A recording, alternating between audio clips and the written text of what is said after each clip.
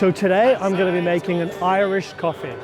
If you don't know what an Irish coffee is, you're really missing out. So first, you get the coffee. Here it comes. Now, for me, an Irish coffee is like the Catholic faith, because first you've got the essentials, the things you must have. You've got scripture, you've got tradition, you've got the things that Jesus said and taught his apostles. That's the coffee. Now, coffee is strong. It can be bitter at times. It's an acquired taste. It can keep you up at night. But once you've got it, you know you can't live without it.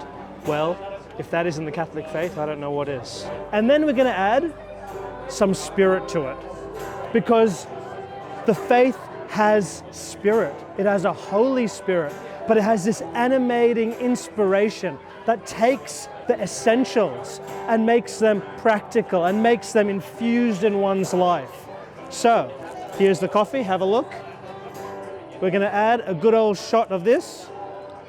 That's a Jeremy Ambrose shot, I apologize. We're going to stir it up a bit. Then we're going to add a little bit of maple syrup. Now this is a bit of a Canadian touch, I'm sorry about that, but beggars can't be choosers. Here's the sweet stuff, because for people of faith who really embrace their Catholic faith, there's some consolation, there's a sweetness.